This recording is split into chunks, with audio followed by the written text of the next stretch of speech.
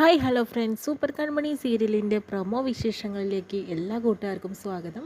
അങ്ങനെ ക്രിഷ് കൺമണിയുമായിട്ട് രക്ഷപ്പെടുന്ന സമയത്ത് തന്നെ ഗുണ്ടകളെ തല്ലി ചതച്ചിട്ടാണ് പോകുന്നത് കേട്ടോ. പക്ഷേ അതിലൊരാൾ എഴുന്നേറ്റ് വന്നിട്ട് ക്രിഷിൻ്റെയും കൺമണിയുടെയും പുറകെ പോകുന്നുണ്ട് കേട്ടോ. അതിനുശേഷം തന്നെ തോക്ക് ചൂണ്ടിയിട്ട് നിങ്ങളെ ഞാൻ വെറുതെ വിടില്ല എന്ന് പറയുന്നു.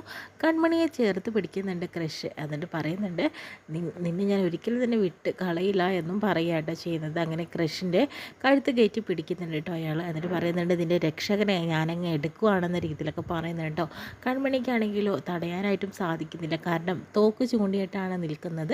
തൻ്റെ ഭാഗത്ത് നിന്ന് എന്തെങ്കിലും തെറ്റ് പറ്റിയിട്ടുണ്ടെങ്കിൽ കൃഷിനെ അവർ കൊന്നുകളയും എന്നറിയാം. അതിനുശേഷം തന്നെ എന്തായാലും പോലീസുകാരൊക്കെ അന്വേഷണം തുടങ്ങിയിട്ടുണ്ട്. അങ്ങനെ ആ ഗോഡൗണിലേക്ക് എത്തിച്ചേരുന്നുണ്ട് കേട്ടോ. അപ്പോഴത്തേനും ഇവിടെ കൺമണി ഇല്ല, അതുപോലെ കൃഷിയും ഇല്ല എന്ന് മനസ്സിലാക്കിയിട്ടുണ്ട്. അങ്ങനെ മേഡത്തെ വിളിച്ച് പറയുന്നുണ്ട്, മേഡം ഇവിടെ ആരുമില്ല, കാരണം അവരെവിടേക്കാണ് പോയതെന്ന് തന്നെ അറിയുന്നില്ല. പക്ഷേ കുറച്ച് ഗുണ്ടകളെ നമുക്ക് കിട്ടിയിട്ടുണ്ടെന്നൊക്കെ പറയാട്ടോ ചെയ്യുന്നത്. അതിനുശേഷം തന്നെ മാഡം ഇനി അന്വേഷണം നിർത്തുകയായിരിക്കും നല്ലത്, കാരണം ഇനി ഇരുട്ടാവാൻ പോവുകയാണ്. കുറച്ച് ഫോറസ്റ്റാണ് ഇനി അങ്ങോട്ട്, അത് വളരെ ബുദ്ധിമുട്ടാണ്. ഇപ്പോൾ അന്വേഷണം രാവിലെ തുടരാനേ സാധിക്കുകയുള്ളൂ എന്ന് പറയുന്നു. അന്വേഷണം തന്നെ വീണ്ടും ബലരാമനെയും അതുപോലെ തന്നെ കാണിക്കുന്നത്.